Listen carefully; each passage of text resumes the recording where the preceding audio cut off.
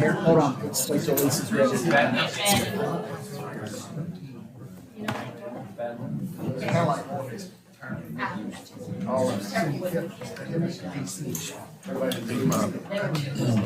Zoom problem that I had resolved, so I'll be up there early Wednesday.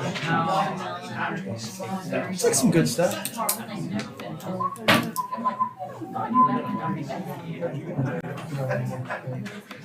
I got it. Don't know. I'd like to call the Maysville Board of Commissioners Thursday, September the 24th to order. We'll begin with our invocation, Reverend Burke. Heavenly Father, God, we thank you for this day that you have given. God, we're just grateful for how you have blessed this community and blessed us. God, we just pray that, God, that you would be at work in this room tonight. Be with our elected officials and administrators. I just pray that you would protect them, God, that you would grant them great wisdom and discernment as they seek to do what is best for this community. In Jesus' name we pray. Amen. Amen. Thank you, Reverend. Roll call, please. Commissioner Brammer, Yes, ma'am. Commissioner Cartmel, Yes, ma'am. Commissioner Wood, Here. Commissioner McKay, Here. Mayor Cotterill, Yes, ma'am. City Manager Wallingford, Here. City Clerk Dunbar, Here. City Attorney Cottle, Here. Comptroller Rodasta, Here. HR Director Rose, Here. Project Coordinator Horde, Public Works Director King, Police Chief Palmer, Here. Assistant Fire Chief Carpenter, Here. Interim Utility Manager Spence, Here. Planning and Zoning Admin Larger, Here. Building Inspector Fawcett, Here. Codes Officer Brooks, Here. Tourism Director Bailey, Here. Main Street Director Reese. Thank you. Minutes of August 10th and August 24th and department reports. I'll make a motion. Second. Roll call, please. Commissioner Brammer, Yes, ma'am. Commissioner Cartmel, Yes, ma'am. Commissioner Wood, Yes. Commissioner McKay, Yes. Mayor Cotterill. Yes, ma'am. Public announcements. Yeah, go ahead. We have quite a few events coming up this week, this weekend, and then into the next couple of weeks. So tonight is Yauman Park. She is performing at the Washington Opera Theater tonight, and she is the Franz Liszt International Piano Competition second prize winner. That is at 7 p.m. Tomorrow, we're hosting the fifth graders from Mason County and St. Pat's out in Old Washington for Pioneer Days, which leads us into Simon Kenton Festival this weekend on Saturday and Sunday from 10 to 4. We also have the American Heritage is in tomorrow morning from 8:30 till 11:30, and we have trolley tours running at 11 and 12:30. And then the following week, we're going to have the American Heritage stop for the last time this year on Thursday at 2:30. That leads us into Pig Out for the weekend on Friday and Saturday. The following weekend, we're going to have the Pickers and Grinners on September 30th, and then we get into October, which is the International Festival on October 7th, and then we have the first annual chili competition October 14th. Excuse me, don't you have an event tonight at the Cox Building? Oh yes, it's the Chamber Awards dinner is tonight. Yes, but that was like that's an invitation, and that's sold out for the night for you. All right. Evening. Where's the chili? That is for the Maysville players, and you would need to get You have an organizer back here if you want to let him talk about it. Yeah. Sean with Kriga Solutions. It'll be a lot of fun. October 14th, 1 to 7 p.m. We have some local talent and all local chili chefs. So from the Rotary Club to Lions Club to the PD to the FD to it'll be a lot of fun. Sean, where's that? We doing it, John, Middle Market? Middle Market. We're going to use the same blueprint as we do for Uncorked. So the tents and the tables and the layout will be the same. We're going to block off Middle Market in the afternoon and before it gets too cold, and eat a lot of chili. Sounds great. Also, We Sounds actually great. had a request yesterday to also stock the little cartons of milk we all drank in grade school. Because dairy removes the hot from the chili, so if you snag a bowl of chili that's too stout. So, there you go. Also, October the 14th is River Sweep this year. Okay. So,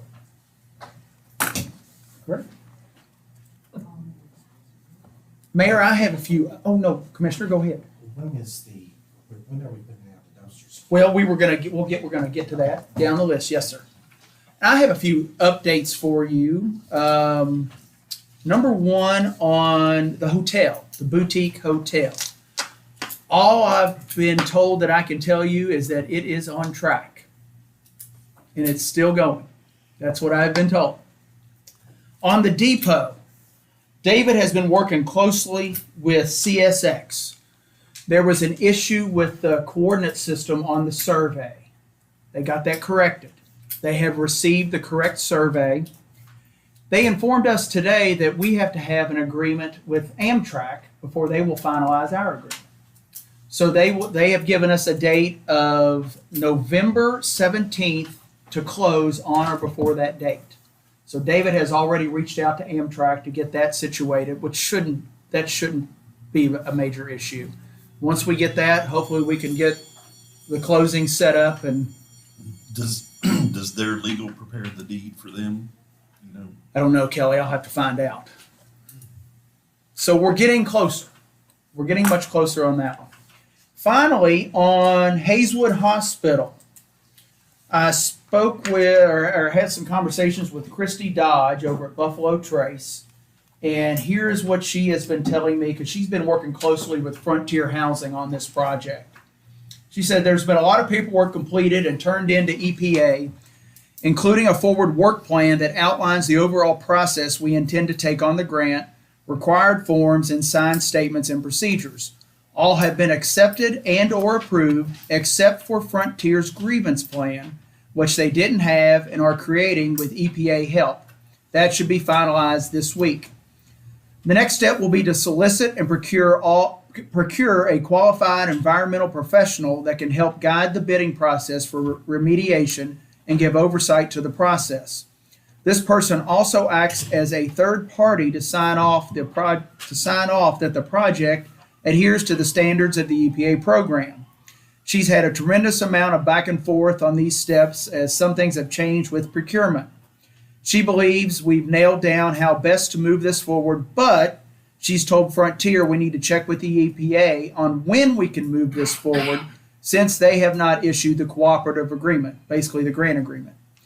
The agreement is supposed to be sent any day now, but nothing as of yet. On environmental, we have completed and got back all cross-cutter letters, all the organizations that have to go through it. The State Historic Preservation Office is the only one that had a comment, which is some adherence things, but nothing that will hold the project up in any way. So it is moving forward. Thank you. Yes, ma'am. You're welcome. Any other public announcements? Public comment? Jared, Mr. King, did you have anything? Yes, sir. If you don't mind, if you have anything, please come forward so we can just get you on the mic. Or you can come right there at the end of the table, Mr. King.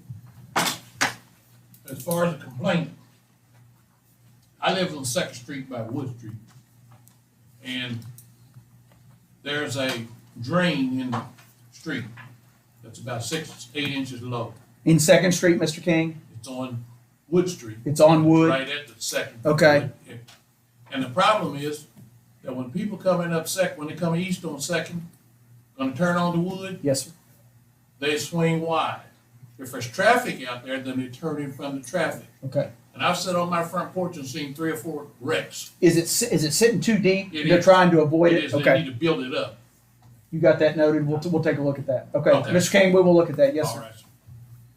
I think that's it, other than, I know what you're going. yeah, I put in a petition. Yes, sir, some you time ago, did. And I just wondered, As Whatever I believe you and Commissioner McKay have talked a little bit. Have you seen the language for the sign? I have not seen it. I read it. He read it to me. Okay, and it's my understanding, I've been working with Lamont Johnson, who's been working with Julius, and it sounds like everything is good to go. But what I need from you all, what we need from you all, is to help us establish a date do a dedication. Well, that was one of the things that I was gonna We- ask about. We'll work with you. You figure out I'd like what's to best get for his- your family. I'd like to get his children here. Yes, you work out what's best for your family. You let us know. Any of those five or myself, let us know what works good for Now, I'm you. gonna be honest with you. I'm told that my name is on there. It is on there. I did not want it on there. I wanted this for Paul. Okay. I'll accept it that my name's on there, Okay. but that's not what I asked for. Okay. Well, I think these folks up here have felt that, and we all feel you have contributed to this community and are worthy of that as well. I appreciate that very much, Yes, sir. but, that's just me. I don't like my name on nothing. And we are working, Lamont, who's also a school board member, he recommended that I work with the Magnet School out there. They have a carpentry program, and they're actually going to make the signs. Okay, So we're working with them. I just want to make sure everything is good, and I'll go meet with them, and we'll get those made. You let us know a good date, and we'll set all that up. all right, so I'll get ahold of his children Yes, and sir. find out. Thank you, Mr. And I Cannon. thank you very much. Yes, sir. Any other public comment? Oh, Thank you. I do have one other thing. Okay. This might be just a little bit out of the way. Come December, I'm gonna give up working. And what I want to do, I wanna form some kind of a committee to work with juvenile kids. Mainly those that do not have two parents. I get a lot of respect out of these kids, and I've helped a lot of them down at the courthouse. I just think that someone needs to work with them and give them a direction. And I think that I could do that. Good. All that I've been through in my life, and I'm proud of this. At 14 years old, I promised my mother that I would never drink, smoke, do any drugs, or gamble. I am 69 years old. I'm sorry, I'm 79 years old. I'm 79 years old. 5 years in the Marine Corps, 3 of them in Vietnam, 12 years of high school, 4 years of college. I've been in every state in the United States and 13 foreign countries. Wow. I've never had a drink, never smoked a cigarette, never gambled, never done any drugs. And that's what I tell those kids down at the courthouse all the time. Yeah. You can do it. You don't have to do what your friends do. And you don't have to do it to try to fit in with your friends. Do what you want to do. Sir. I think that something like that, people talk to these kids like that. They need to hear that. You're right. And it's work down there. Good job. So I may Thank come to you you. guys That'd somebody be fine. for ideas. Yes, sir. How to do this. Thank you, Mr. King. Thank you. Appointment fire officer. Do we have a letter for that? Scratch. Scratch. Oh, okay. Sorry. I was gonna say, I didn't get that. Was it the CPAT? No. CPAT. Okay. Okay. Discussion Buffalo Trace search and rescue. I want to welcome Mr. Eddie Johnson and also Mr. Tony Lease here with us tonight. Buffalo Trace Search and Rescue had been searching for a location to house 2 vehicles, Eddie. Yeah, we have a very small footprint that we take up. Basically, we Eddie, have why don't you tell them what's going on? Why don't you come up here I'm and, happy. and you I'm explain happy. Thank you. explain all that. Yes, sir. All right, so as chief of Buffalo Trace Search and Rescue, I took over about 2 months ago as chief. I've been with the organization since 2013, so about 10 years or so. We are a very unique organization in this community, as we're actually the only really truly dedicated search and rescue team when there's a missing child or an Alzheimer's patient, that kind of thing. We are the first responders for that. So we show up, we get called out, paged out, we show up, we respond to that, and we provide a really unique service to the community. But like most volunteer organizations, we've kind of fallen on a little bit of hard times. Donations obviously are down, funding, that kind of thing. So what our current situation is, for the last 10 years, we've been renting a space at the Maysville Volunteer Fire Department. We have a command center, we have a small trailer with an ATV, and we have 2 trucks that we actually pull those with. Well, again, due to some funding issues that we've lost, we just can no longer, it's not viable. It just doesn't work for us. So we're not asking for money. Again, we realize that operating a city is very expensive, obviously.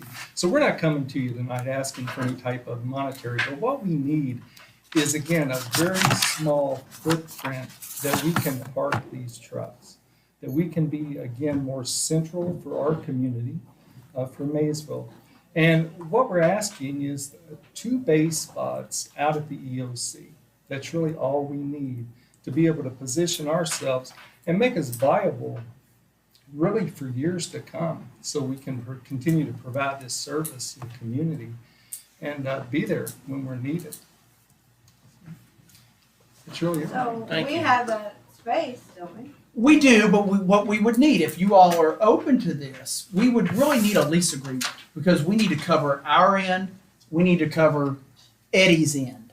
Now, on a typical year, Eddie, correct me if I'm wrong, but our contribution to Buffalo Trace Search and Rescue is about $2,200.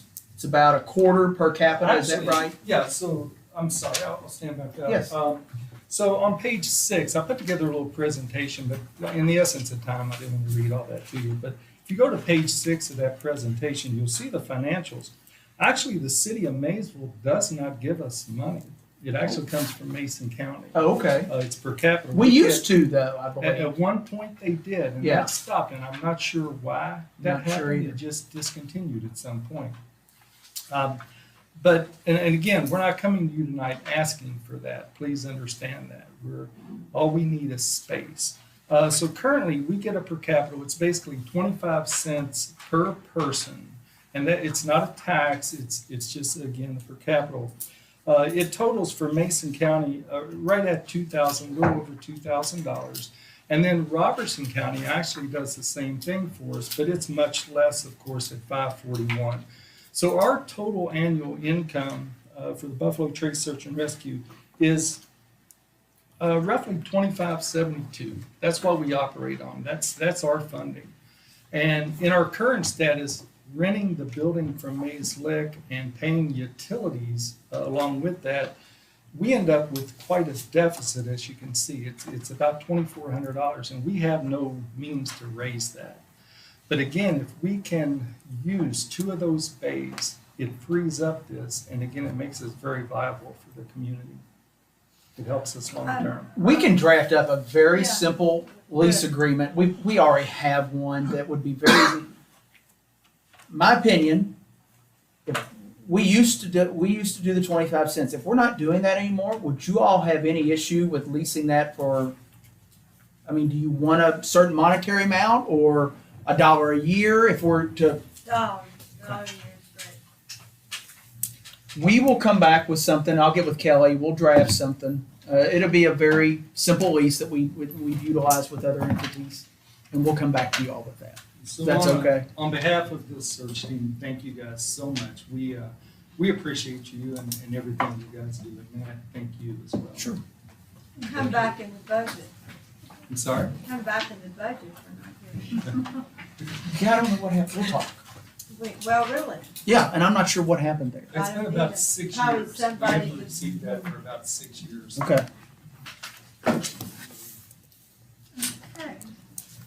Discussion four-way stop on Martha Comer Drive.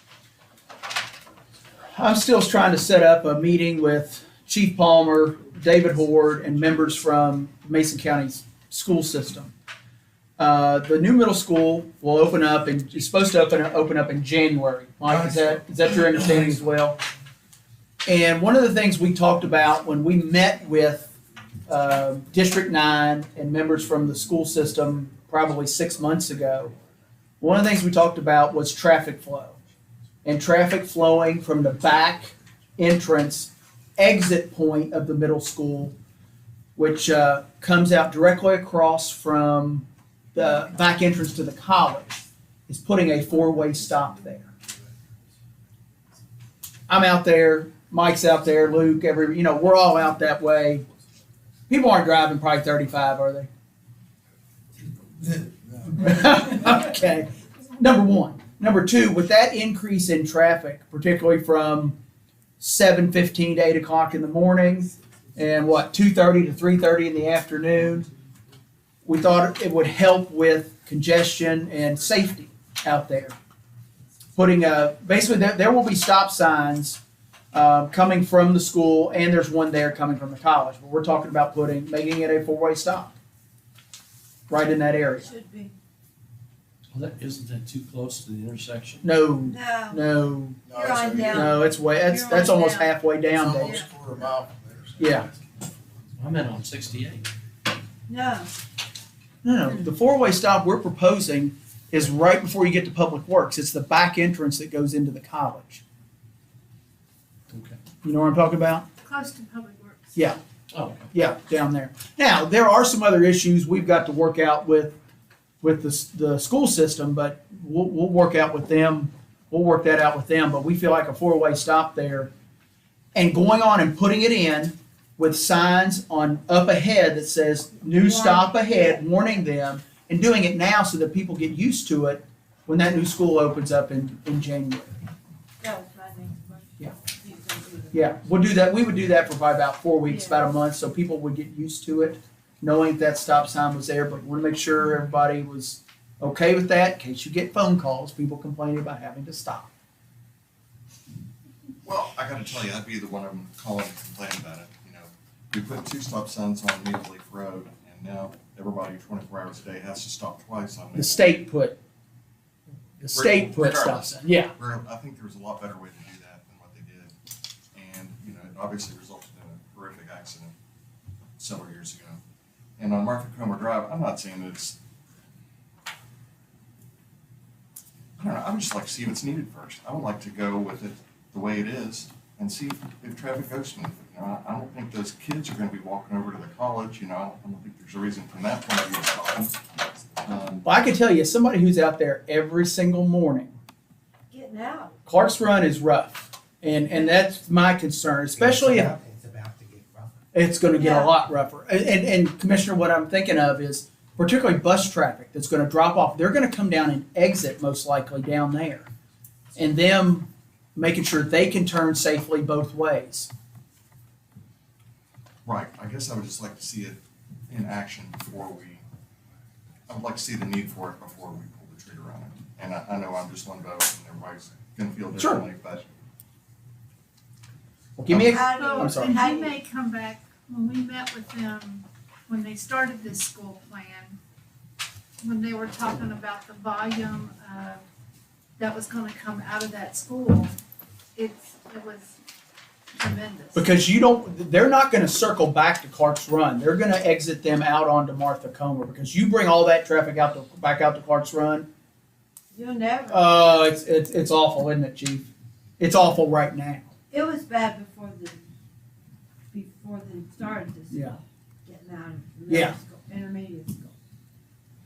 and it may be, I guess I would just like to see the need for it first before we did it. Instead of anticipating the need, I would like to see it. But it's just me and I get it. Is there a consensus? No, I mean, we don't need a motion or anything, but because we can do it administratively, if there's a yes. Okay, we have a consensus, but thank you for the comments. Good for comments. Discussion Main Street District vacant property ordinance. You wanna take the lead? Sure, And I'll help. sure. You all have been given a red line copy, and Caroline and I sat down, yesterday or day before, and just made a couple minor additions to it. But this is what we discussed, a month ago, 2 months ago? About 2 months ago. And we basically put pen to paper.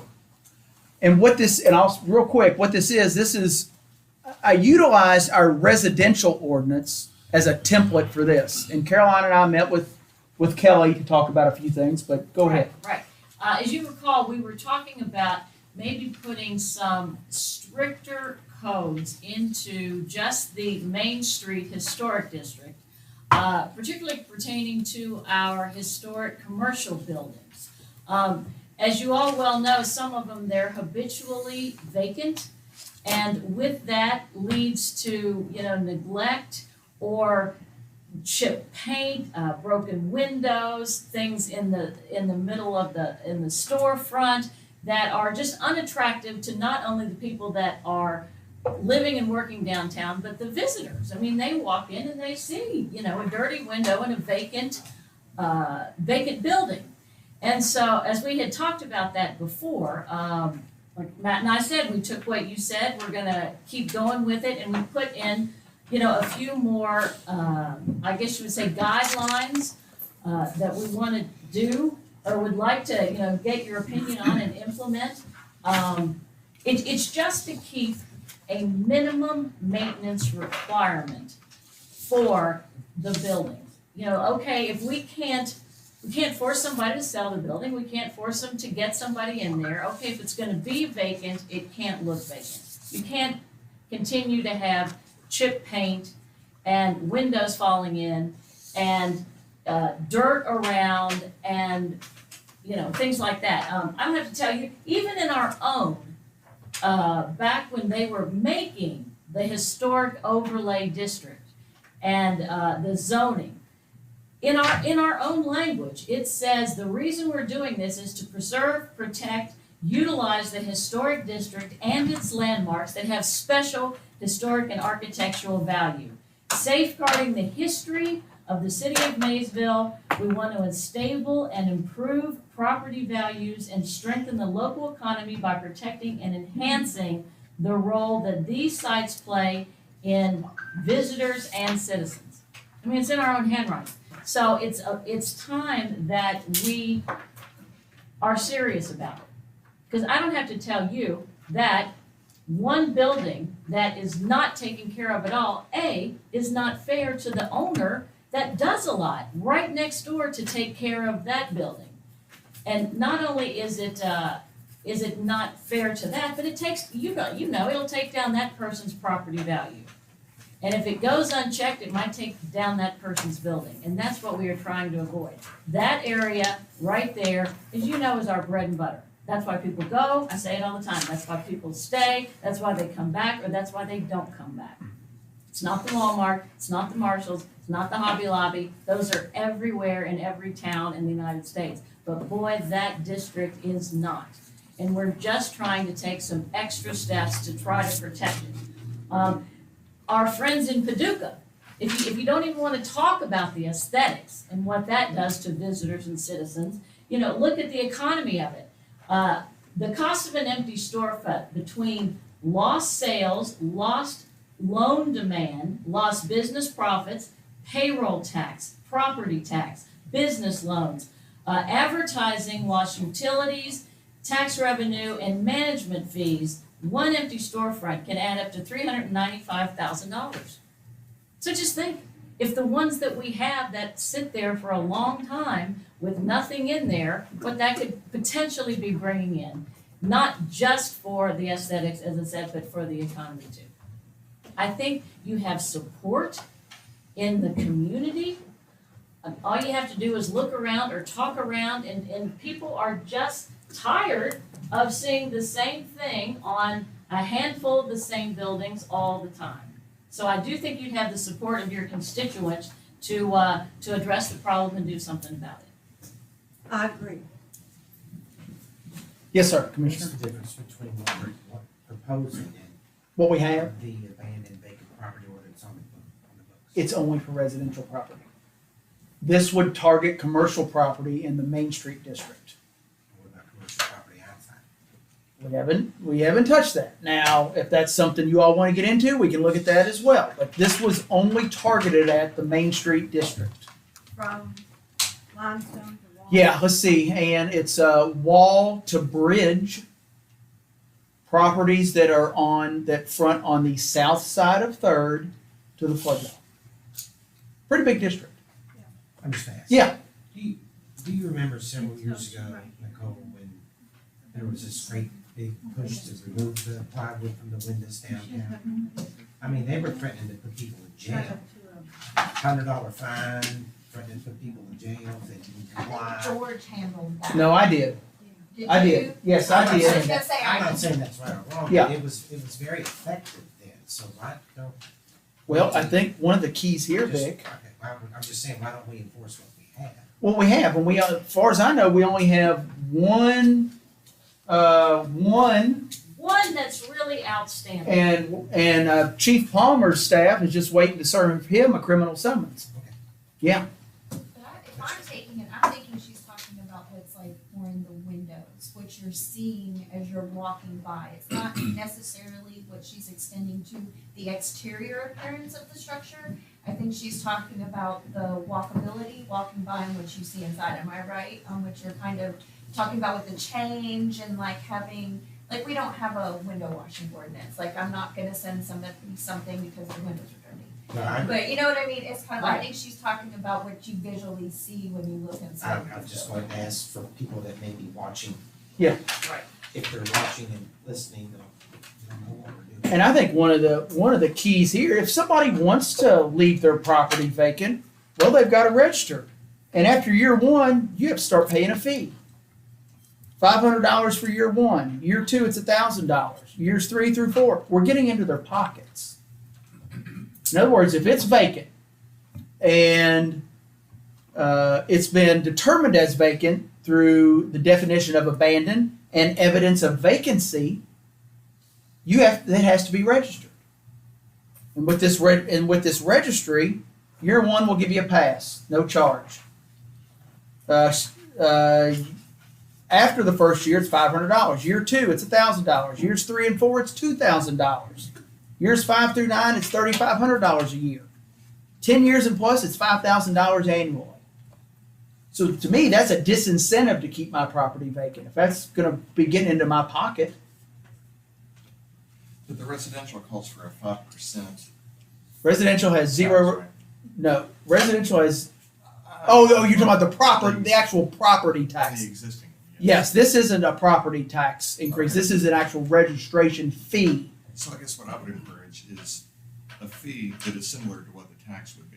In other words, if our tax is 5% of the property value, I would think that we should have a registration fee that is really similar to that for this and not just start with 0 at the first year. I think that it should go up high. So start with something in year one. I think what we're looking at, Andrew, is to give them an opportunity in year one to get what they need to do and get somebody in there. To Big clarify, swingers. Yes, correct. Thanks, to Vic. clarify, doesn't that also, the property tax, the 5%, doesn't that also apply to commercial? Oh yeah, property? absolutely. It applies Yeah, it to could apply. Yeah, I mean, we have one right now It's who's paying that extra tax. Oh, I thought you said that it did not apply to commercial property. It does. What Commissioner McKay was saying, the existing residential abandoned blighted property or registration ordinance we have is only for residential property. Gotcha. Yes. Okay, so This is this could possibly be a double fee. That's correct. what it sounds like. Yes, sir, it could. Now, I remember when we did that, for some reason, we left commercial property out. Yeah, there was yeah, we did, Well, and we did. If I'm not mistaken, when we asked the Moose to replace their windows, didn't we end up giving them $75,000 toward that? To replace their windows? And do some repair on their building? Not that They had no. I wasn't involved with that. I'm not sure, David. I think we did. There was some storm damage that I think the RLF fund assisted them with years ago, but not their. I don't believe But their and- windows. And windows, yeah. But when you May think have about it, you all have helped fund some of these projects for 2 years now. With Facade. our grants. Facade. Right, right. And so, that has helped. But, this just is a little tougher.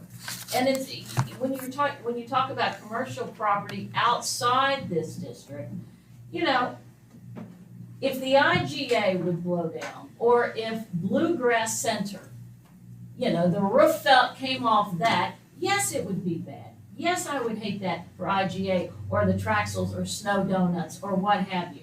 But it does not have the impact that if something happened to these buildings, or when I say blew off because of neglect, blew off because there's nobody in there. There hasn't been anybody in some of our strip malls for years and years and years. No, nobody comes or goes here because of those properties or those commercial businesses. That's why we're just targeting the ones that are absolutely irreplaceable.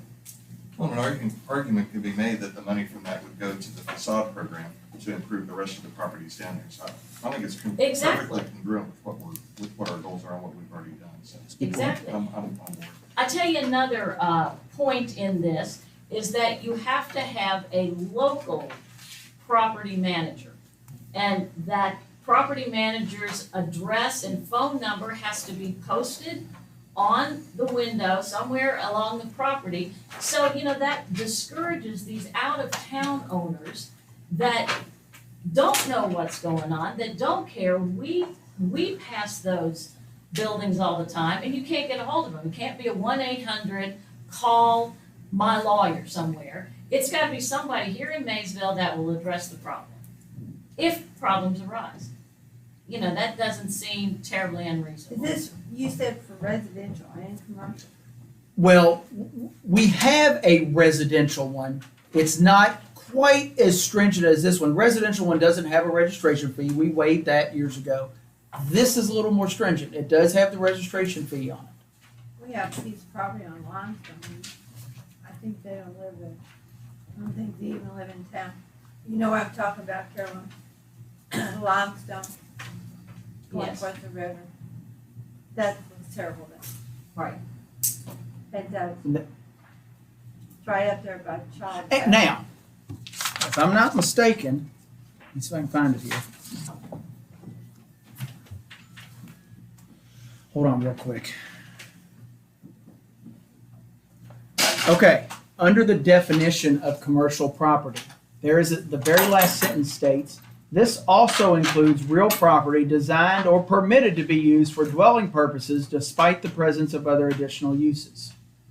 So that kind of gets towards the mixed use. So somebody's, renting out the second and third floor, but maybe their first floor is vacant, a commercial floor. So it would apply to that as well. I think back in the spring, we had a car moved there, Michael. Then we have a car moved. Remember the gentleman that we had towed that. Yeah. Yeah. It's right there. That's a apartment, it's a building on the corner, it's an apartment. It might not, no, it's the next one. It's 2 or 3 down in the 200 block. Well, we can, You know yeah, what- yeah, you know I know where you're, and I know the owner, yeah. Is So- there a possibility down the road to amend this to include other parts besides the Main Street? Sure. We have some commercial property in the east end, and you know which one I'm talking about, and then some on the west end. I know Sure we could. that's a topic for another day. Sure. And we can always amend it, yeah. Absolutely. I don't think, if we're gonna do this, hold people accountable, which I agree with, I'm 100%. And I agree with Caroline's analogy and summary, but I'd like to see it expanded too, I would too. down the road. Yes, I would. Okay. Well, if everybody's on board, I'll get with Kelly, and I think he pretty much has I it. think Third Street, there's some properties there. I think it should be east to west. Second, Well, do you want to start with the Main Street district and Yes. see how it goes, and then if you want to expand it, then we can look at expanding. And that would take a simple amendment to expand the jurisdiction on it. I agree with her. Our downtown, this is why Yeah. people come here. This is what I hear. It's economic development. It is.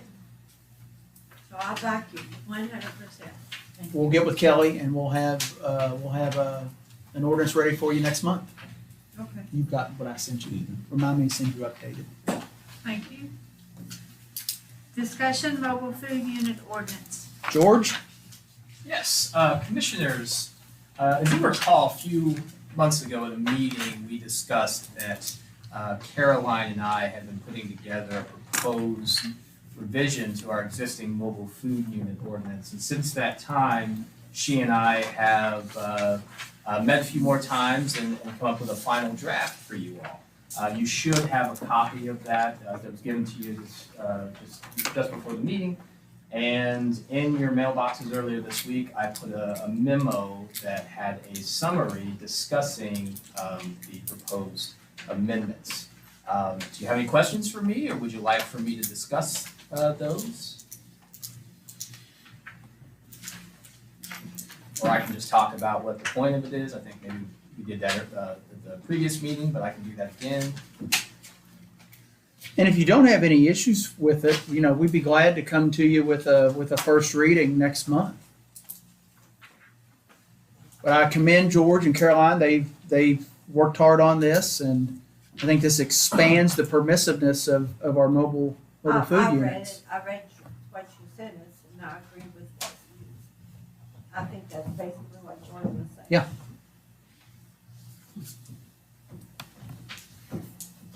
In a nutshell, I'm sorry, go ahead. Oh, go ahead. I was just gonna say in a nutshell, there has been a lot more interest from mobile food unit owners to locate in Maysville and do business in Maysville in the last year than we've seen in the previous, since this original ordinance was passed. I think it was passed in 2014. A lot of the proposal is making it more permissible in the downtown area. I think originally when the original mobile food units ordinance and chapter was adopted, it was mostly to protect the existing brick and mortar restaurants. Well, unfortunately, since that time, downtown is underserved by those brick and mortar restaurants, I think. So, it's everyone is doing this because it seems to be good for all communities. So that's what we're trying to do. There are also some other changes that are detailed in the summary and in the actual proposed amended copy. But yeah, that's pretty much sums it up. Why don't you get a copy of that? Make sure you get a copy of that to Kelly. And Matt, did that address that one question about? Oh, George, yeah, there was a question. Hold on. It had to do with the number of times that you had to. Mayor, do you still have that there in front of you? One second.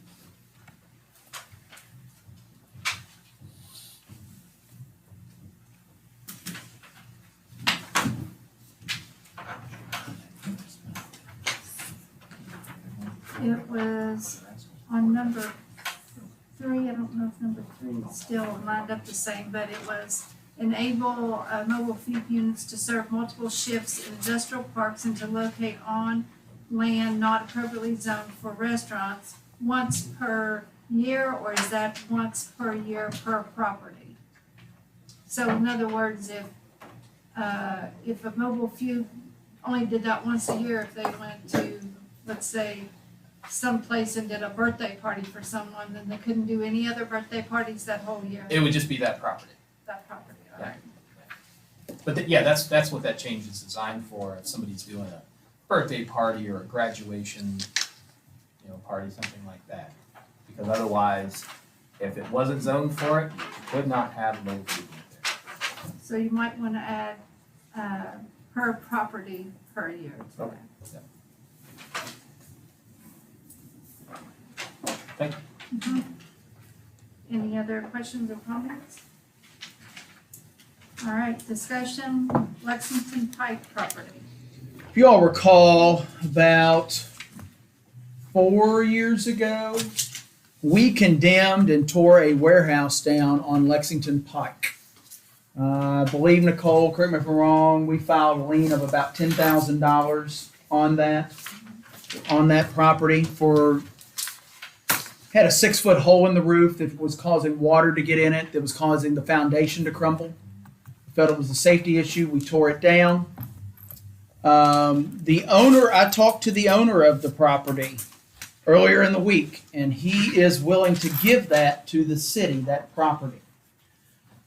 I'm not going to send our crews in there to weed eat it because it's dangerous. There's some fill material in there, and it's a broken leg waiting to happen. What we'd like to do is, I've talked with David and Luke, is have our contractors and our city workers who are doing construction jobs and have fill material, is to start dumping that fill material in there so we can get in there with a dozer and grade it off to where it's safe. Now, I have also talked to an adjoining property owner who is interested in that property. So if we're able to obtain it, clean it up, grade it off, we could turn around and sell it. So I wanted to see what your all's thoughts were on obtaining that property. Irregardless, we need to put fill material in there and grade it off to where it's safe so that it can be cleaned up. But if we can get it into another private individual's hands who's willing to take care of it. So if that individual is willing to. Yes, take care of that I talked to that. I talked to that individual 2 days ago. Met the individual up on the property. If there's a plan, I don't see any reason why we couldn't do that. Seems like the way to go. Well, the city's not gonna lose it, there's not gonna lose any money on it though, are they? No, I mean, we basically own the property right now with a Yeah, I know, $10,000 but I lien. I mean, If we could, if you could get back the 10 or 20,000. we're not gonna get 10 or 20,000, but we would get a little bit back for it. There's no way we're gonna recoup. Nobody's gonna pay $10,000 for that property. I mean, I'd be shocked. And if they don't, and it still remains in this individual's hands, it's gonna be on the taxpayers irregardless to keep it mowed and keep it clean. Because that'll be us. We'll be the ones doing it. Can you sell it to the property owner, or do you have to do that at public auction? We would have to do it. We would have to do it at a public auction, Commissioner. But at least I know we do have somebody interested in it to go through with that process. Doesn't mean that individual will get it, but at least we would know we'd have somebody bidding on it. So if you all are okay with it, I can work with the property owner and Kelly to get a deed drafted. And we need. Did you ever find anything out on back taxes? I can't imagine it's much. There are back taxes, but it's not very much. Okay. And we could work that out with the county attorney's office. I mean, I would say it's maybe a couple $100 because after that warehouse was torn down, the taxes on it went to next to nothing. So is this somebody who's gonna take care of that Yes. property? Cause I know some property owners. Yes. Yes. So if you're all okay with that, I'll move forward, see what I can get worked out, and then we would kind of have to come back to you to authorize the mayor to sign the deed. Any comments or questions you have? Okay. Discussion, fall cleanup dates. We are looking at Friday, October 6th, to put dumpsters out and pick them up on Monday, the 16th, 10-day period. Luke, appliances at Public Works and up at PD. Okay.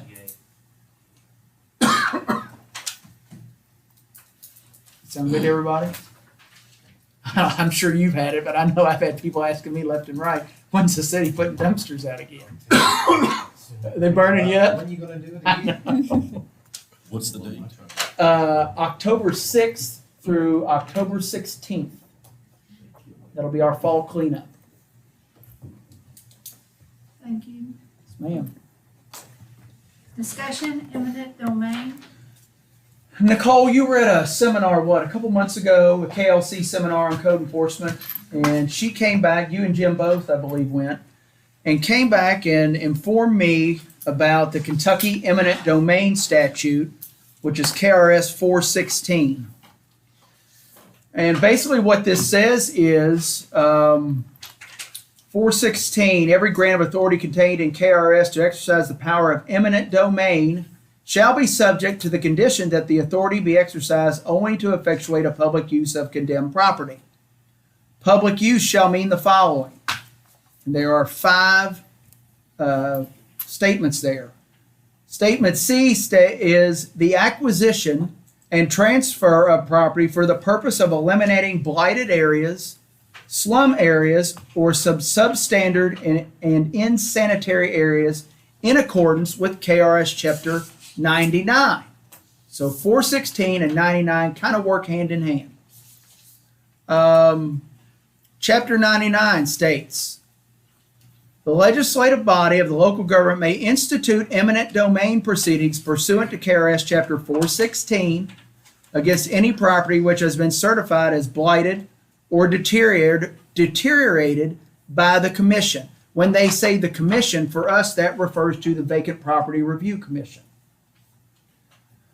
A local government may acquire by eminent domain pursuant to KRS Chapter 416 any property determined to be blighted or deteriorated pursuant to KRS 99, blah, blah, blah, and shall have the power to hold, clear, manage, or dispose of that property so acquired pursuant to the provisions of other provisions of KRS 99. Now, I've given you a copy of the City of Flemingsburg's eminent domain ordinance, which basically outlines their process. Now, when most people think of eminent domain, you think of government obtaining property for a road or for economic development reasons. This is pretty powerful stuff that we could utilize, and I would caution you in utilizing this very carefully, because what we'd be looking at is literally taking somebody's property and then getting it into the hands of somebody who's going to do something with it. And I can think of a few that would work on. Kelly, would you add it? I'm sorry, Commissioner. Would you add anything to that? Does that sound about right? Yeah. But if you Commissioner. take it by eminent domain, it has to be for public use. Correct. Yes. It has to be for public use, but the Like way I schools or parks or. the something way like I that, understand it, though, it can be sold to a private. We would have the ability to get rid of it through public auction, right? Okay. to get it into someone else's hands who's going to do something with it. As is. Yes, sir. That's it. Yes, sir. So Correct. basically, from Go my ahead, Nicole. understanding, from what I was explained, Come up here. Morgan from KLC, it was very interesting. So basically, it's not like we're just walking in to take somebody's property. Right. There is a legal process prior to doing that.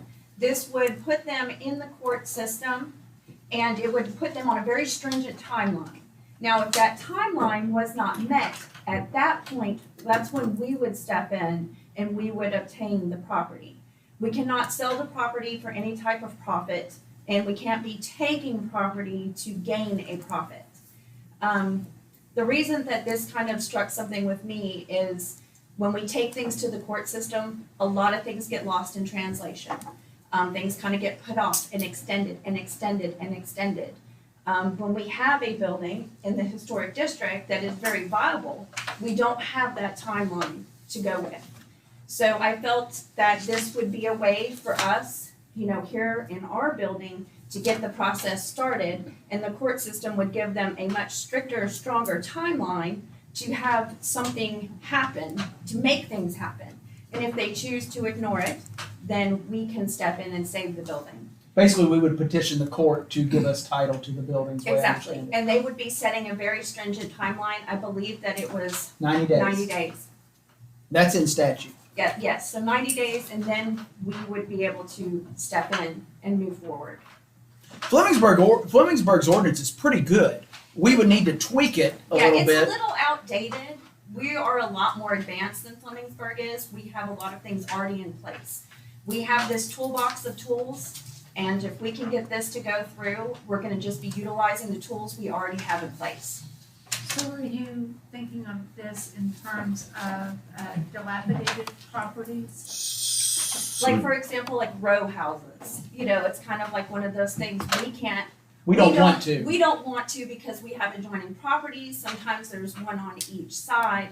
And if you have that property owner that's just neglecting to do anything, it kind of ties our hands as well. And the people, the neighbors on each side are suffering because of it. And because they have a common wall. Yeah, It's very hard to because tear and something you have down. no idea, if there's one bricklayer, if there's three, or if any at all, with this old construction.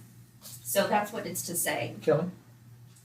So KRS 99-700 deals with blighted and deteriorated properties Correct. and allows the acquisition of them. Correct. And it provides the definitions of what does blighted mean and what does. And that's where we already have a vacant property review commission, a volunteer board who would designate that property as blighted, vacant, in order to go to the court to say, hey, we want you to give them 90 days to do this, this, and this. If they don't, then we would like to request the city obtain title to that property. Well, there used to be a section in the statute about taking the property though, too. We do I'm- not I'm have this reading- adopted in yeah. our codes at all. Yeah, We haven't I'm adopted reading straight it. from the statutes, David, Okay, that all are in right. there. So if you all, we're no way ready for this, but I wanted to bring it to your attention to see how you felt, because if you're good with it, we'd like to proceed in getting something drafted to bring back to you to discuss.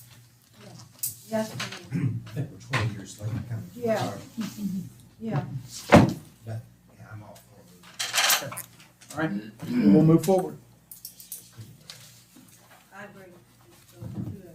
Discussion, resolution, cybersecurity grant 23-47. This one's yours, bud. All right, it's heat time. Thank you for having me. I'm sorry for my appearance. Lee and I, you guys all know Lee, I'm sure, spent most of our day on downtown rooftops, which the view is amazing. Installing and upgrading the free Maysville wireless down in the historic district. So very cool public-private partnership that we've had for a number of years now. We're just doing upgrades and I don't have time to change. So my wife, by the way, is appalled at my appearance right now. I want to do it. Yeah, don't get too close. I kind of smell, I'm sure. What I want to give, I'm giving you, I just have 2 copies, so just kind of share them, just glance in and share them around if you would, is what Matt and us have done in the last year to try to secure the city and the city's network for cybersecurity concerns. 44% of all cybersecurity attacks are lobbied against government installations worldwide. Period. You are the target. So what we've done is try to be as proactive as possible in making sure that, like I told Matt a number of years ago, my job is to keep the city of Maysville out of the newspaper and off the radio and USA Today. We don't want you to have ransomware attacks and breaches of data and things like that. So we instituted a quarterly event that is a risk assessment. We go through the network, all installations of city government, and make sure that we're as secure as possible. Then we do what's called a remediation. We fix the problems, is in layman's terms. And we do that quarterly. That's recommended by a number of the cybersecurity outfits and the Homeland Security Department. What we're looking at doing is the next level. There's a grant that's available to government installations for the high dollar version of what we've been doing, the higher dollar version. Right now, it's really affordable, but what we want to do is take the next step in proactively monitoring the traffic that comes in and out of all government installations in the city. And we're talking laptops in the cruisers, we're talking iPads in the paramedics. Sorry, I used to be an EMT. I call them the meat wagon still. But in the ambulances, every desktop, every laptop, and then start getting into the nuts and bolts. We're talking IT disaster recovery plans and the things that are involved with that. The bring your own device plans. You all have cell phones on you, and you probably half of you have attached to this Wi-Fi network. It's a security threat. I can't manage that. So we start looking at bring your own device plans. We look at acceptable use policy. I don't care if you surf on JCPenney all day, but that's not part of the acceptable use policy. That's against that. That's a termination offense in most cases. So there's some plans and procedures and things that we want to implement. There are proactive monitoring of all traffic coming in and out of the network we want to implement. And hopefully this grant will help us accomplish that. Now, it's a 1-year grant, like all grants are, but the Department of Homeland Security is hot on this. They are doling out money left and right, and we need to if we can, take advantage of that and secure this network. When I talk about this network, we're actually talking about multiple networks: Public Works, the PD, the FD, the FD out by the hospital, the cemetery. We have some challenges ahead of us if we don't get ahead of this curve. And I asked Sean, about a month ago, when we were talking about this, to do an assessment, because it's way over my head, and then come and in layman terms, as best you can, is come to you all and say, hey, here's what I'm seeing, here's what I think you all need to do. We have some scary stuff out there that are looking to take information or cripple municipal government. You guys have read it or seen it on the news. This municipality has $1 million ransom for their data. That municipality has every user's personal information stolen. These are the kinds of things that we can do, we can prevent. The best of our ability, we can. But it takes involvement, it takes a village, so to speak. We partnered with ConnectWise, which is the documents you have in front of you. ConnectWise is one of the world's leading cybersecurity firms. We're a partner with them. And we share information and documentation and training and all the things with ConnectWise to help secure networks. The city of Maysville is not the only one we have. This is probably one of my biggest ventures of late. It is spearheading cybersecurity for installations of all sizes, from small private businesses like Andrews to health departments, to city governments, to a number of companies that have confidential information. And we all have confidential information of some sort. We all put things in our web browsers that you wouldn't want to share with the entire world. And some of those things, there's efforts, we're trying to prevent that from getting out. Is this a sizable grant, Sean? I'm sorry? Is this a sizable grant? Matt, you're probably better at answering Yeah, I that. think we're applying for roughly $25,000. About 25,000. I had to rely on him and say, hey, you've done this assessment. What do we need? And it's 80-20, I believe. It's 80-20. It's an 80-20, so we'd be on the hook for 20% of it. And what we've been doing so far is a great step in the right direction. And I don't think we're going wrong. I don't think we're missing things as such. But if we have an opportunity to get ahead of things, it's what I call proactive IT. You know, I don't want a phone call from Matt one Thursday afternoon going, our entire systems are seized. Uh-oh. And if we have an opportunity financially to help mitigate those costs and still get the same kind of protection as the big guys. The Louisvilles and Lexingtons and Cincinnatis have been doing this for years. It's what's called a Security Operations Center. ConnectWise has 11 data centers around the world that they monitor traffic. And I get an email, I get a phone call, I get a text when I have an issue, a vulnerability. And we take steps to mitigate that.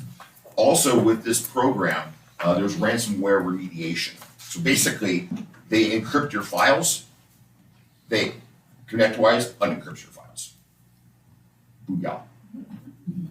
So, that's the thing, is how do we maintain operational awareness and the ability to function as an entity, whether it's city government or a private entity. You can't come in on a Tuesday morning and have all your stuff locked up or stolen, or your email address and every password you've ever used, by the way, as part of the documentation I gave you, on the dark web, for anybody on the dark web to access. You want to talk about what we would be going after with this grant? So basically what we've done in the last year is doing assessments every quarter and then the remediation after that, basically fixing the problems. What we're looking for is that Security Operations Center that monitors all traffic. And that's a monthly cost per workstation or laptop or whatever that's protected. It eliminates your antivirus software costs because it comes with antivirus software that's monitored. So there's a little bit of a give there. But then we have a real-time report at any given time, 24/7, 365, of what the stance of the city of Maysville's network is. All the networks, like I mentioned. So in theory, the best of our abilities, there's no surprises. There's no gotchas. Is that about right, Matt? Yep. So if you were monitoring a threat system and say Georgia's computer, something came and infected it, could then you stop that spread so that it didn't go to any other employees? Yes, ma'am. Actually, the days of network-aware viruses are long gone.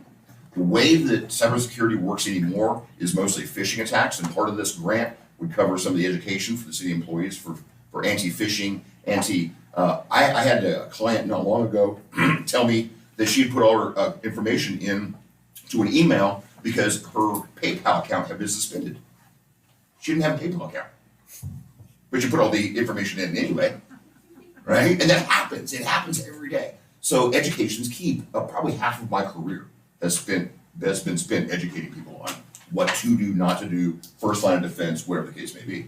So that's a portion of this. The monitoring of all network traffic. And I want to explain too. When we talk about monitoring network traffic, I'm not monitoring where you're going and what you're doing.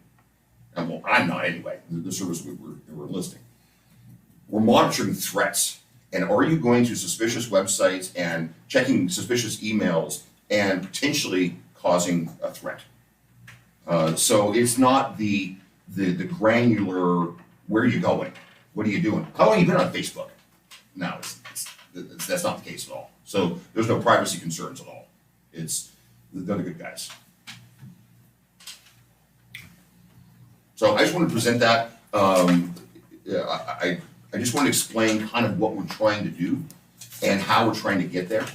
And this is an opportunity for us collectively to capitalize on that with some government assistance. Any questions? Ready? Is it a one-time grant?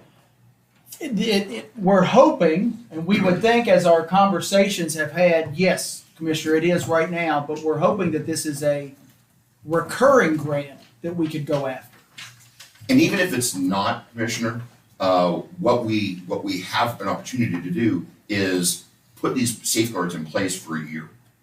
And then we worry about next year. And then what we could do, if regardless, is budget for that come spring. Well, and like I said, the Homeland Security Department is all over this, so it would not shock me if this ends up being a recurring thing. And if there would be some savings with not having to add the antivirus on every computer. So we need to look at the. That's $25 a year per machine. And we estimated collectively, we've got about 125 machines, so give or take. We have 125 email addresses, so you correlate that with a computer, give and take.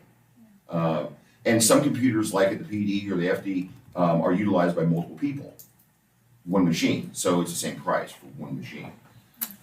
So yeah, we could see a cost savings of $25 times 125 or so, which is not insignificant. And about $3,000, something like that. But yeah, we have a chance here to get ahead of the curve, and I really like that opportunity. Thank you. Thank you. Thanks, Sean. I'm gonna go get a shower if you don't mind. A resolution of the City of Maysville, Kentucky, authorizing the mayor to make application for and upon approval to enter into an agreement with the Kentucky Office of Homeland Security, KOHS, to execute any documents which are deemed necessary by KOHS to facilitate and administer the project and to act as the authorized correspondent for this project. This resolution also establishes the procurement policy for any KOHS approved project for the fiscal year 2023 application cycle. Whereas the City of Maysville, Kentucky desires to make an application for the United States Department of Homeland Security and/or Commonwealth of Kentucky funds for a project to be administered by the Kentucky Office of Homeland Security. Whereas it is recognized that an application for and approval of the Kentucky Office of Homeland Security funds impose certain obligations and responsibilities upon the city. Now therefore, be it resolved by the City of Maysville, Kentucky, that the mayor is hereby authorized and directed to execute and furnish all required documentation, including a memorandum of agreement as may be required by KOHS for the furtherance of the above referenced project, and to act as the authorized correspondent for said project. For the purpose of any KOHS funded projects using FY 2023 funds, the city will use the provisions of KRS 45A for the purchase of equipment and/or services.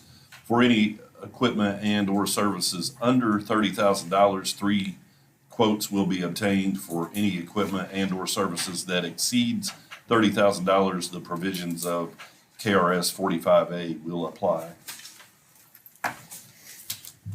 So is that 25 or 23 correct instead of 24?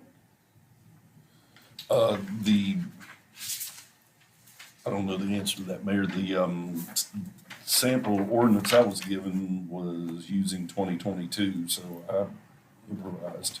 It said 2023. It's probably 20. Well, if it is a federal fiscal year, we're still in 23. Yes. I think we're okay. Good question. Yeah. I need a motion. Well, it's a resolution. Oh. Yeah. I'll make that motion. Has that been made already?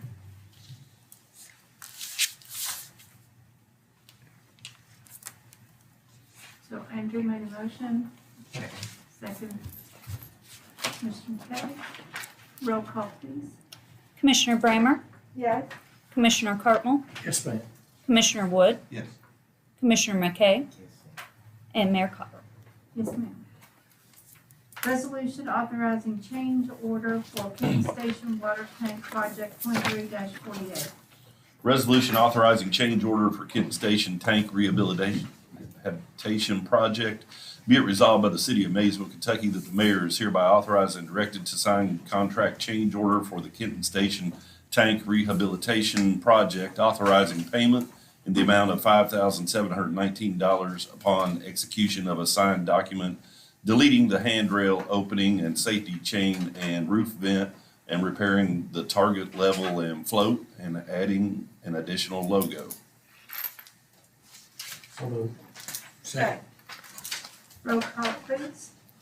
Commissioner Brammer? Yes, ma'am. Commissioner Cartwell? Yes, ma'am. Commissioner Wood? Yes. Commissioner McKay?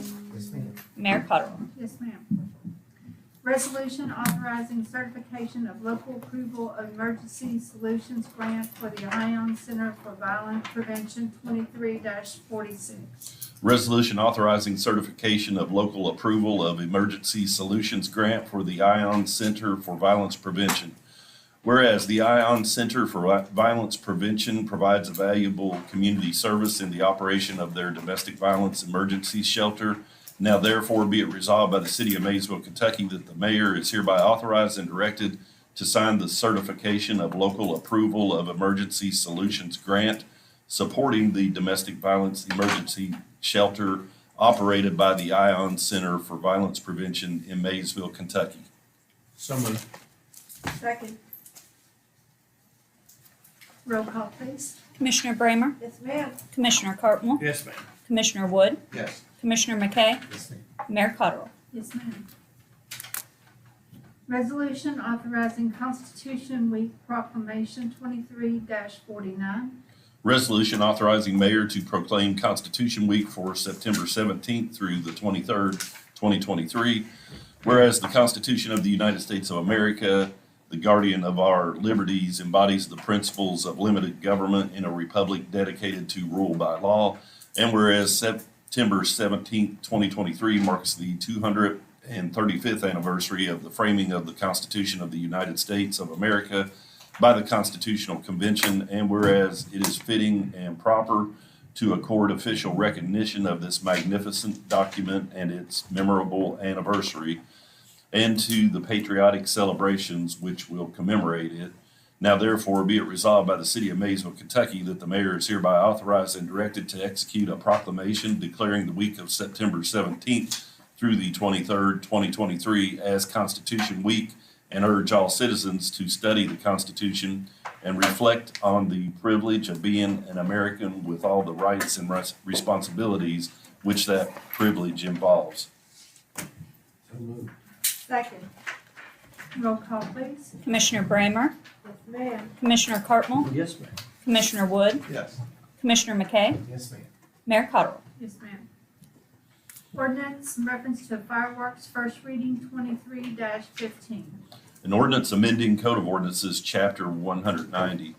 Summary. This ordinance amends Title 19, Private Property Regulations, Chapter 190, Noise, Article 1, Section 190, to add Section 190.26, which regulates the use of consumer fireworks by prohibiting same from being detonated except on A, December 31st from 10 a.m. until January 1st at 12:30 a.m., B, July 4th from 10 a.m. to 11:30 p.m., and C, July 3rd and July 5th from 10 a.m. to 11 p.m. It requires an application for a permit on other days from the police chief. It sets forth the permitting process, and it prohibits use of fireworks on public property. I'll make that motion. Second. Roll call, please. Commissioner Brammer? Yes, ma'am. Commissioner Cartwell? Yes, ma'am. Commissioner Wood? Yes. Commissioner McKay? Yes, ma'am. Mayor Cottrell? Yes, ma'am. Ordinance in reference to speed bumps, first reading 23-16. An ordinance amending Code of Ordinances, Chapter 176. Summary, this ordinance amends Title 17 Public Ways and Property, Chapter 176, Construction of Public Streets, to add Section 176.08, regulating the creation and installation of speed humps on city streets. It allows installation of speed humps in residential areas only. It provides that the speed humps will not be installed unless 70% of affected property owners are in favor of them.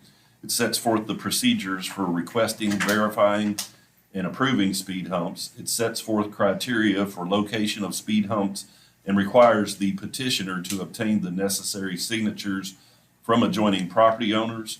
It provides that warning signs shall be placed warning motorists of the speed humps, and it makes the removal process the same as the application process. So moved. Second. Roll call, please. Commissioner Brammer? Ma'am. Commissioner Cartwell? Yes, ma'am. Commissioner Wood? Yes. Commissioner McKay? Yes, ma'am. Mayor Cottrell? Yes, ma'am. Ordinance amending salary schedule, second reading, 23-13. An ordinance amending the adopted salary schedule for classified city employees and non-elected officials for services rendered beginning July 1st, 2023. Summary, this ordinance amends the salary schedule for regular city employees and non-elected officials by job classification to add a fire department position titled EMS Operations Manager with a minimum rate of $24 per hour and a maximum rate of $30 per hour. This was what we discussed last month for the, And we had first reading last week. Right. Yes, ma'am. I'll make that one. Second. Roll call, please. Commissioner Brammer? Yes, ma'am. Commissioner Cartwell? Yes, ma'am. Commissioner Wood? Yes. Commissioner McKay? Yes, ma'am. Mayor Cottrell? Yes, ma'am. Ordinance establishing a school zone with traffic control devices, second reading, 23-14. An ordinance of the city of Maysville in Mason County, Kentucky, establishing a school zone with traffic control devices and speed limits. Summary. This ordinance establishes a school zone for a portion of Limestone Street and Kentucky Highway 2516 4th Street and establishes a 15 mile per hour speed limit in the school zone on Limestone Street and 25 miles per hour on 4th Street, as well as a portion of Martha Comer Drive, and establishes a 25 mile per hour speed limit in this school zone. I'll make that motion. Second. Roll call, please. Commissioner Brammer? Yes, ma'am. Commissioner Cartwell? Yes, ma'am. Commissioner Wood? Yes. Commissioner McKay? Yes, ma'am. Mayor Cottrell? Yes, ma'am. Closed session pursuant to KRS 61.8101F, discussion which might lead to the appointment of an individual employee. So moved. Second. Roll call, please. Commissioner Brammer? Yes, ma'am. Commissioner Cartwell? Yes, ma'am. Commissioner Wood? Yes. Commissioner McKay? Yes, ma'am. Mayor Cottrell? Yes, ma'am. I need Luke first. Darren, you hang around. And I think that's it, right, Rhonda? Okay. Everybody else can get.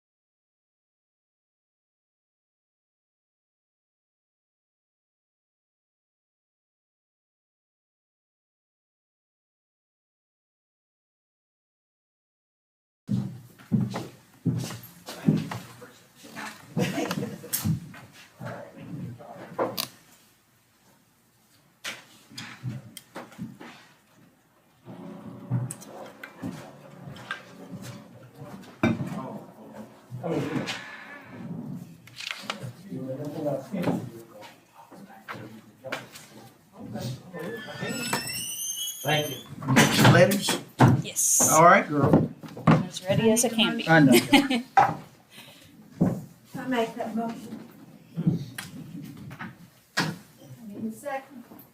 Second. Roll call, please. Commissioner Bramer, Yes, ma'am. Commissioner Cartmel, Yes, ma'am.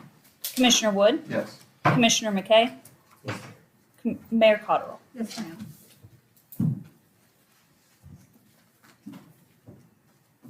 Do we have a, Yes, go, who do you have first? I have a letter from Darren Spence, interim utility manager. I would like to recommend Levi Dunaway as a water treatment plant laborer for the utility department. Mr. Dunaway has a bachelor's degree from Morehead State University. Mr. Dunaway is adaptable to change and embraces new technologies and approaches. He is open to learning and growing professionally. I have full confidence that Mr. Dunaway possesses the skills, dedication, and vision needed to excel in the water treatment role and to contribute significantly to the betterment of our city. And I'll make that motion, and I have full confidence in Levi. He's a fine Second. young man. roll call, please? Commissioner Bramer, Absolutely. Commissioner Cartmel, Yes, ma'am. Commissioner Wood, Yes. Commissioner McKay, Yes, ma'am. Mayor Cottrell. Yes, ma'am. All right. Next, also from Mr. Spence, interim utility manager, I would like to recommend Joey McRoberts as a water treatment plant laborer for the utility department. Mr. McRoberts possesses the qualities and expertise necessary to excel at the water treatment plant and to make a significant contribution to the city of Maysville. Mr. McRoberts has a diverse set of skills that directly align with the needs of the utility department. I believe Mr. McRoberts will be an asset to the utility department and the city. I'll make that motion. Second. Roll call, please? Commissioner Bramer, Yes. Commissioner Cartmel, Yes, ma'am. Commissioner Wood, Yes. Commissioner McKay, Yes, Mayor Cottrell. Yes, ma'am. And from Darren Spence, interim utility manager, I would like to recommend Brian Hamilton for the water distribution crew in the utility department. Mr. Hamilton brings to the table an impressive 10-year record in construction, which includes invaluable experience in various aspects of the industry. His expertise encompasses a wide range of skills, including heavy equipment operation. This diverse skill set makes him a highly adaptable and capable individual who can handle the challenges that come with working on a water distribution crew effectively. I have no doubt that Mr. Hamilton would make a significant contribution to the water distribution crew. I highly recommend Mr. Hamilton and believe that he will excel in any task or responsibility he undertakes. so move. Second. Roll call, please? Commissioner Bramer, Yes, ma'am. Commissioner Cartmel, Yes, ma'am. Commissioner Wood, Yes. Commissioner McKay, Yes, ma'am. Mayor Cottrell. Yes, ma'am. Mayor, that is all we have, I'll Mayor make that Commissioners. motion. I think Commissioner Bramer has a motion to adjourn. Second. I'll even second it. Commissioner Bramer, Yes, ma'am. Commissioner Cartmel, Yes, ma'am. Commissioner Wood, Yes. Commissioner McKay, Yes, ma'am. Mayor Cottrell. Yes, ma'am. Thank you all.